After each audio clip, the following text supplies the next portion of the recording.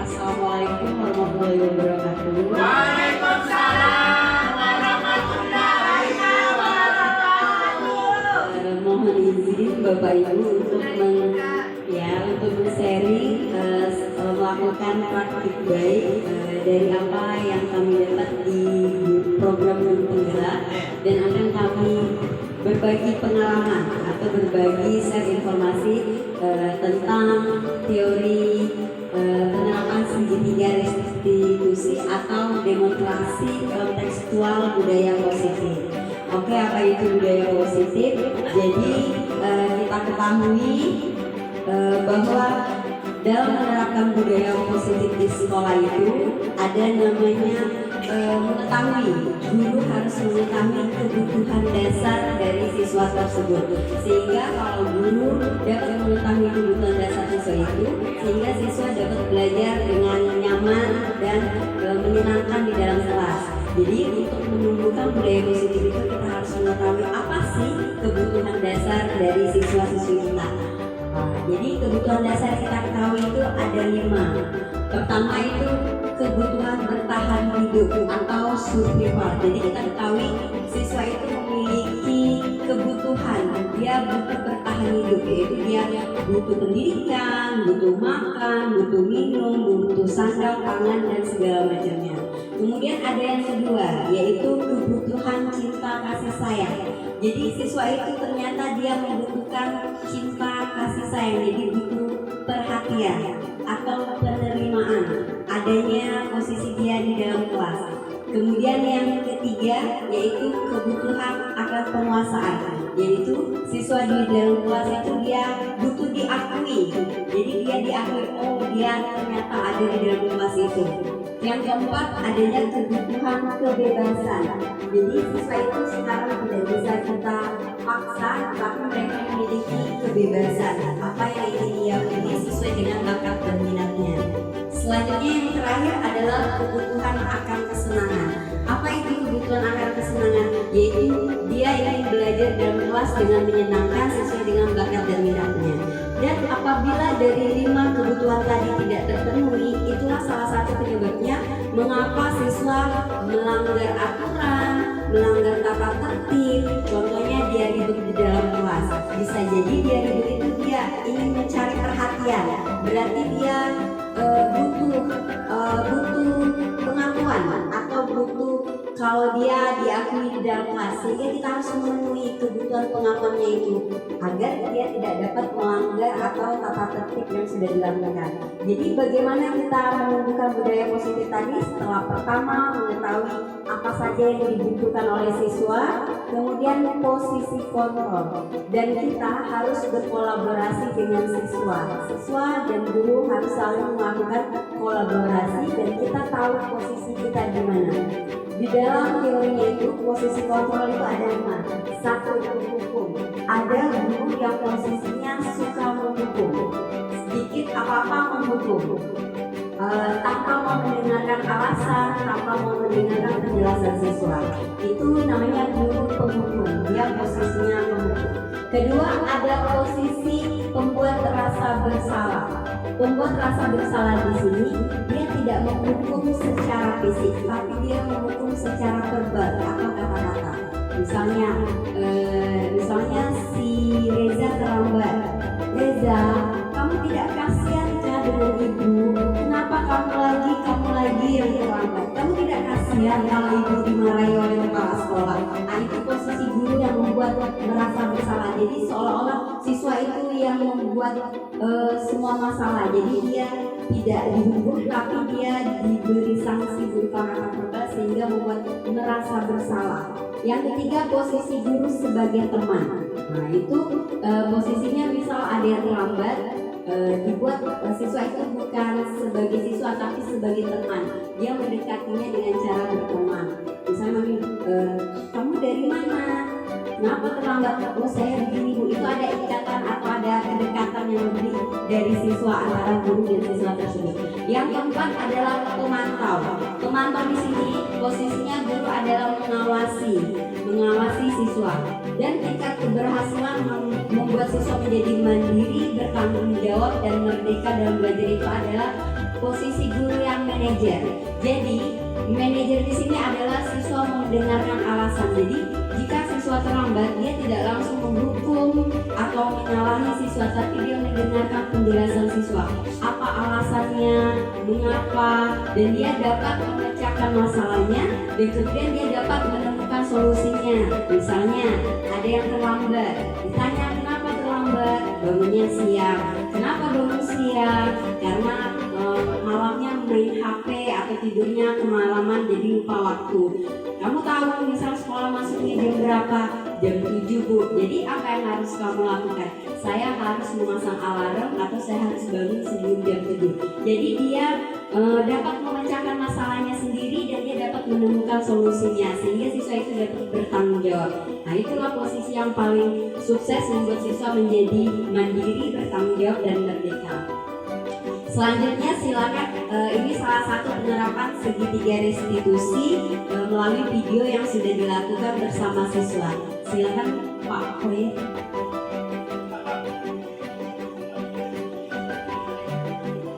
Nanti materi yang ketiga tentang segitiga restitusi akan disampaikan oleh teman saya Ibu Desi Hardiani.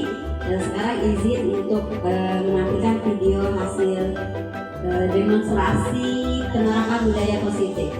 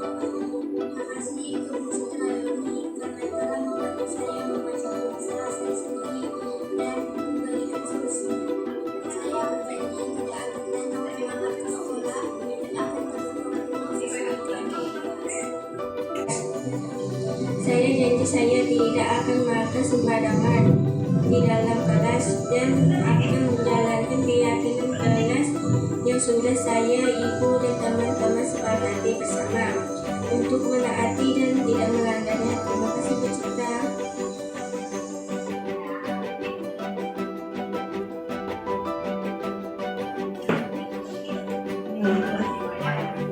Demikianlah Bapak Ibu penyampaian hari ini berkaitan tentang bagaimana caranya menciptakan kebudayaan positif di lingkungan sekolah. Semoga apa yang kami sampaikan pada hari ini dapat bermanfaat dan dapat kita perlahan mencoba menerapkannya di lingkungan sekolah kita terhadap peserta didik maupun sesama teman rekan kerja. Mungkin Bu Citra ada yang mau disampaikan? Jadi kita harus melakukan 3 hal tadi. Yang pertama mengetahui kebutuhan dasar siswa, kedua kita harus mengetahui posisi kontrol kita di mana, yaitu minimal kita sebagai pemantau dan manajer, ketiga mengetahui 3 langkah segitiga restitusi. Terima kasih. Assalamualaikum warahmatullahi wabarakatuh.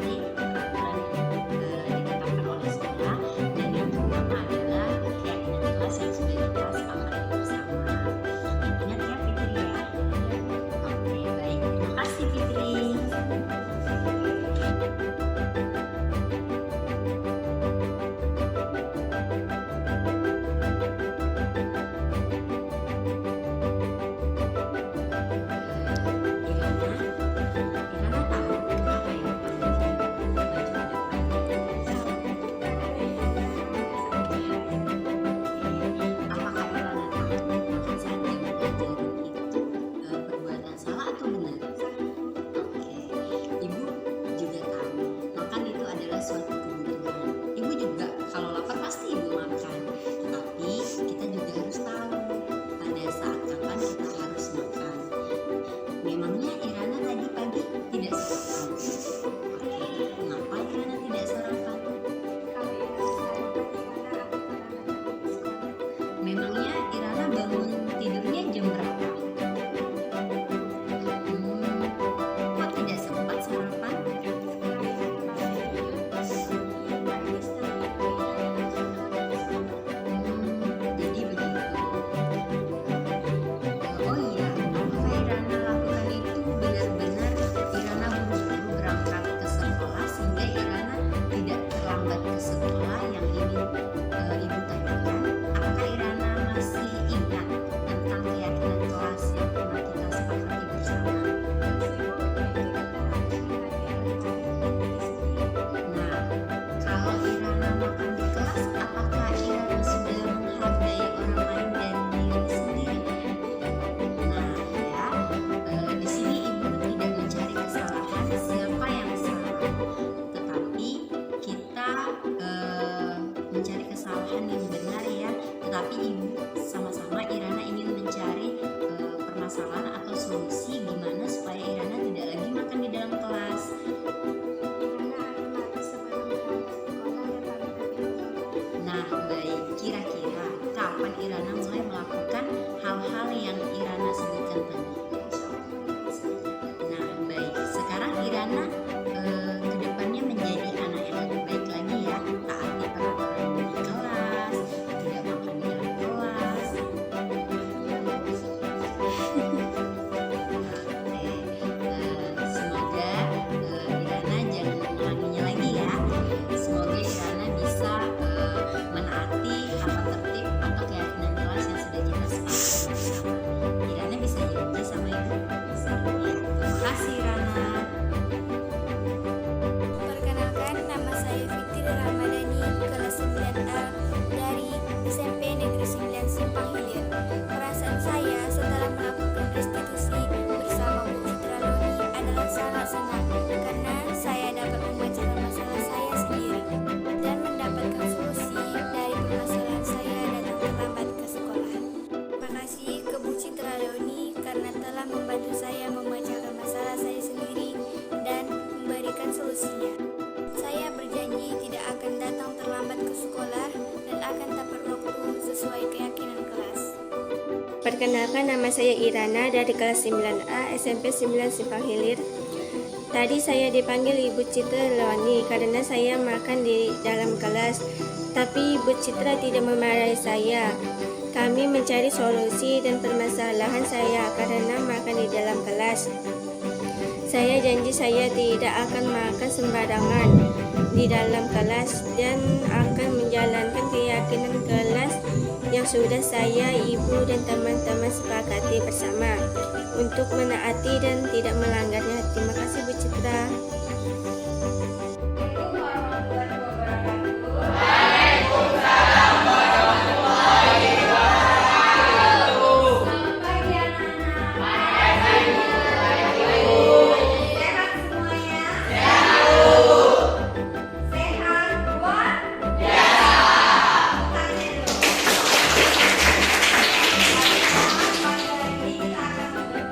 Keyakinan kelas. Karena dengan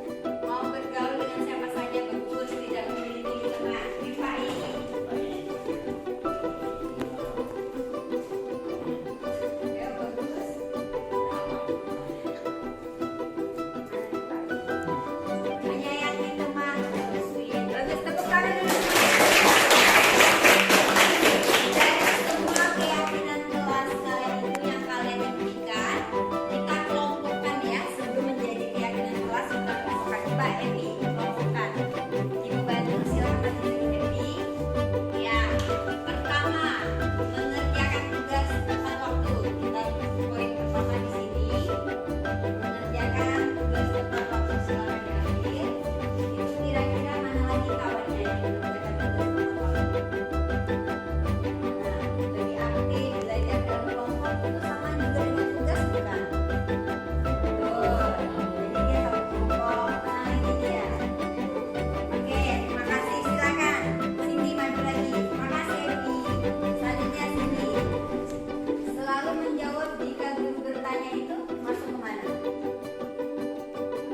Tugas tepat waktu bekerja itu tugas siswa atau yang mana? Menyayangi teman, menghormati guru, tentang lingkungan atau masalah tugas? Selalu menjawab jika guru bertanya. Masuk ke sini kan? Nah, sini mengerjakan PR dengan baik sama Cindy.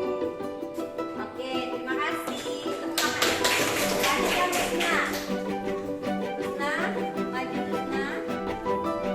Di sini ada selalu menegur atau menyapa teman. Berarti beda kan? Berarti yang nomor 2-nya Rusna. Kelompok yang kedua.